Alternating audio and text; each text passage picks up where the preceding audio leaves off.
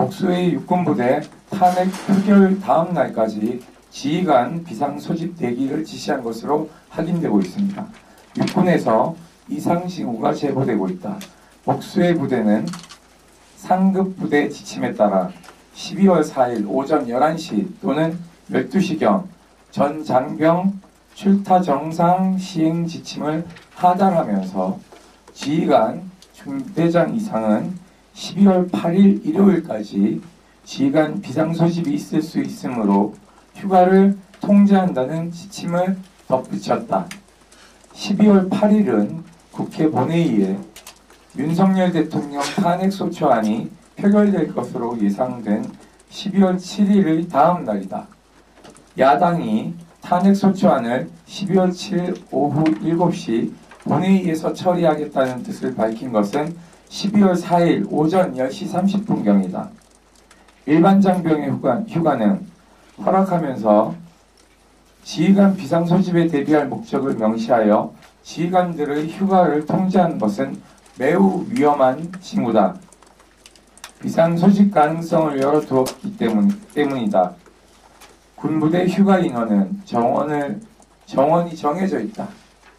일부 인원이 휴가를 갔다고 하여 비상소집과 출동이 불가능하지는 않다.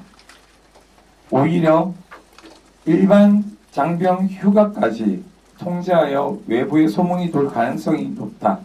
그러나 지금과 같은 시국의 상황 발생 시 부대를 통솔해야 하는 중대장 이상 지휘관급 장교들을 지속 통제하는 것은 매우 이상한 일이다.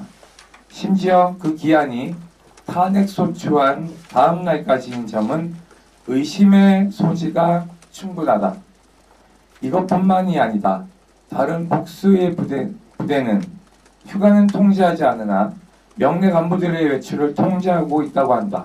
또 부대 출입 시 자동차 트렁크를 열어보고 거울로 차 내부를 샅샅이 수색하기도 한다고 한다. 평소 하지 않았는데 비상계엄 후 지금까지 유지되고 있는 조치라고 한다.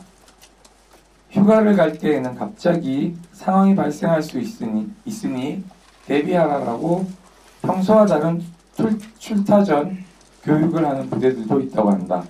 비상 상황을 유지하고 있는 것이다. 다만 공군은 이러한 상황을 유지하지 않고 있는 것으로 확인된다. 윤석열이 해군 출신의 합참의장을 배제하면서까지 육군 중심의 쿠데타를 도모했고 계엄사령관을 맡았던 육군 참모총장의 사의를 반려한 것까지 고려하면 이는 매우 이상한 지점이 아닐 수 없다.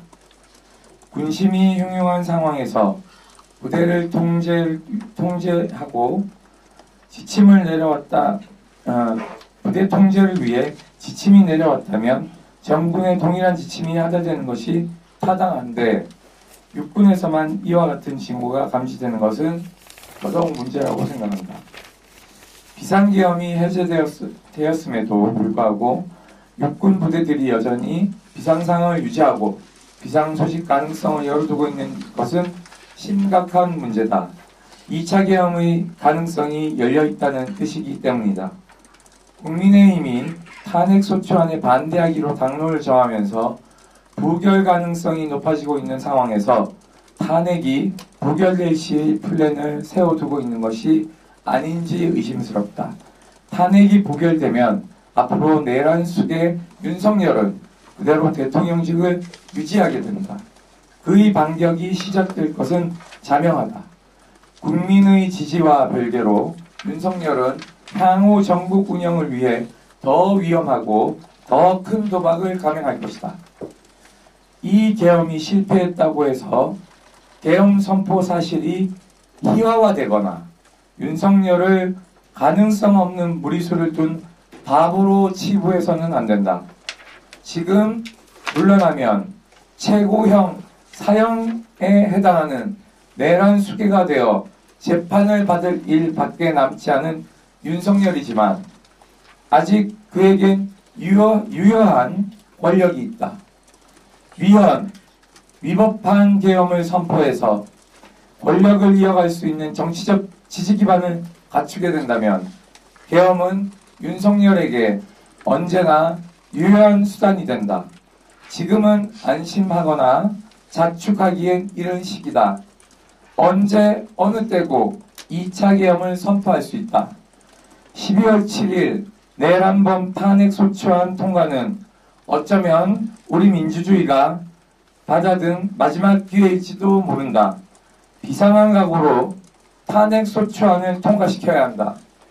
계엄이 언제나 쓸 수 있는 선택지인 세상에선 누구도 안전하게 살 수 없다. 육군에도 호소한다. 국군은 국민의 군대다.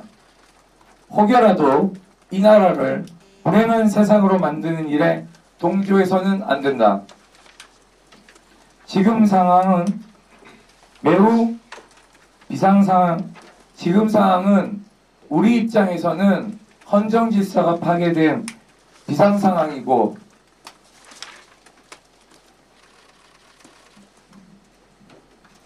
윤석열 입장에서는 감옥을 가야 하는 비상상황이다.